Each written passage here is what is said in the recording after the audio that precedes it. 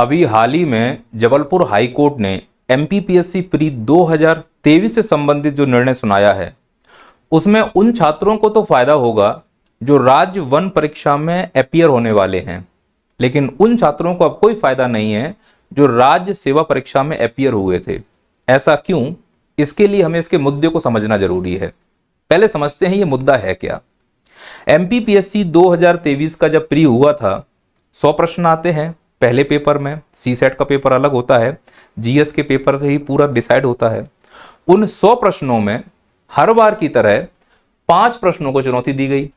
मतलब आयोग कितना भी अच्छा कर ले, उसकी इतनी हैसियत नहीं है कि वो 100 प्रश्न शुद्ध बना दे और कोई गलती ना करे, ऐसा हो ही नहीं सकता। 5 प्रश्नों पर चुनौती दी गई, अंतोगत्वा 2 प्रश्न गलत माने गए। जो 2 प्रश्न गलत माने गए उसमें प्रेस स्वतंत्रता, विलियम बेंटिक वाला, और कबड्डी फेडरेशन। अब हाई कोर्ट ने यह स्वीकार किया है कि ये 2 प्रश्न गलत हैं। हालांकि जिन लोगों ने याचिका लगाई थी तो हाई कोर्ट ने उन बच्चों को जो सेवा परीक्षा दे रहे थे सशर्त मेंस में बैठने के लिए बोला गया था कि यदि निर्णय आपके पक्ष में आएगा तो आप मेंस आगे कंटिन्यू करेंगे, यानी कि पास होने पर इंटरव्यू के लिए जाएंगे। अगर आपके पक्ष में नहीं आया तो वहीं पर आप क्विट कर देंगे। तो सशर्त उन बच्चों को बैठाया गया था जिन्होंने याचिका लगाई, यानी जो बच्चे याचिका नहीं लगा पाए हैं वो इस सड़ी हुई प्रणाली प्रक्रिया से बाहर हो गए। इसमें गलती किसकी, उन बच्चों की या इस सड़े हुए सिस्टम की? खैर, इस पर हम आगे बात करेंगे। आज जो अभी हाल ही में जबलपुर हाई कोर्ट ने इन 2 प्रश्नों को गलत कर दिया और यह कहा है कि अब जो राज्य वन सेवा परीक्षा होने वाली है उसके रिजल्ट को रिवाइज किया जाए और जो बच्चे 2 प्रश्नों की वजह से बाहर हुए हैं उनको अंदर लिया जाए और जो 30 जून को राज्य वन सेवा परीक्षा का मुख्य परीक्षा होने वाली है उसमें उनको शामिल किया जाए। पर यह फायदा उन बच्चों को नहीं होगा जो सेवा परीक्षा में शामिल होने वाले थे, क्योंकि वो मेंस हो चुका है। हाँ, ये हो सकता है कि यदि आप भी इन 2 प्रश्नों की वजह से बाहर हुए हैं तो आप याचिका लगाइए और एडिशनल मेंस की मांग कीजिए, और ऐसा होना भी चाहिए।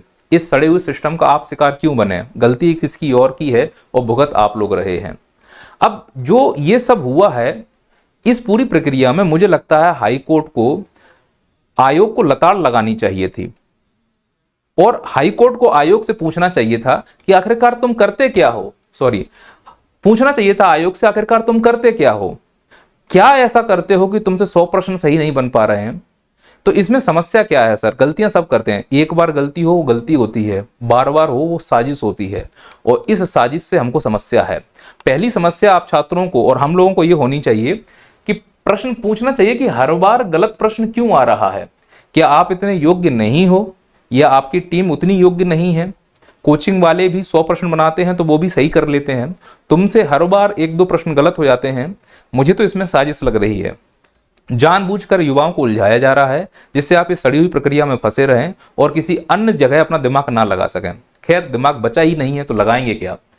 जो मानसिक तनाव आप युवाओं में आता है ये लोग कभी फील ही नहीं कर सकते। समाज का मानसिक तनाव, आर्थिक तनाव, कई प्रकार की एक प्रक्रिया होती है। 5 से 8 साल हो जाते हैं इसी दलदल में फंसे हुए, अंत में मिलता क्या है? तनाव। हमें समस्या इस बात से है कि योग्यता पर भी प्रश्न चिन्ह हो रहा है। लोग हमारी भी योग्यता पर प्रश्न करते हैं कि तुमसे अभी पीएससी निकला क्यों नहीं। अरे 2-2 साल में तो एग्जाम नहीं हो पाता है, साल में 2 बार लो तो कम से कम योग्यता स्पष्ट हो जाए। अटक जाता है तो हम किसको अब ये मुंह दिखाने लायक रहे, किसको बताते घूमे कि हम योग्य हैं या नहीं। दूसरा, जो हमारा एग्जाम ले रहा है वही योग्य नहीं है तो तुम हमारी योग्यता पर प्रश्न चिन्ह कैसे खड़ा कर रहे हो? सिस्टम की कार्यप्रणाली पे बड़ा शक होता है और बड़ा ही लगता है कि सिस्टम जो चल रहा है। अब हाई कोर्ट साहब है, अब हाई कोर्ट में उच्च न्यायालय से कहूंगा कि जब आपको लग रहा है इस प्रकार की प्रक्रिया हो सकती थी, 2 प्रश्न, क्या हम इतनी बड़ी इन्वेस्टिगेशन नहीं कर पाए? क्या इतना सड़ा हुआ सिस्टम है हमारा कि 2 प्रश्न का मूल्यांकन हाथों हाथ हो जाता? सब पढ़े लिखे हो ना, वहां सिलेक्ट हुए हो तो छोटे मोटे 2 प्रश्न हाथों हाथ मूल्यांकन हो जाता, और उसके लिए भी हमने महीना लगाया। जानबूझ के ही सब किया जा रहा है क्योंकि इससे समय बर्बाद हो। मैं विश्वास के साथ कह रहा हूं, आयोग इतना सस्ता नशा फूंक रहा है कि उसे परवाह ही नहीं है कि हमारा युवा क्या कर रहा है और वह किस प्रकार के निर्णय ले रहा है। मुझे दिक्कत इस बात की है कि ये तो सस्ता नशा फूंक रहा है, इसकी हमें दिक्कत नहीं है, चिलम में आग कौन लगा रहा है?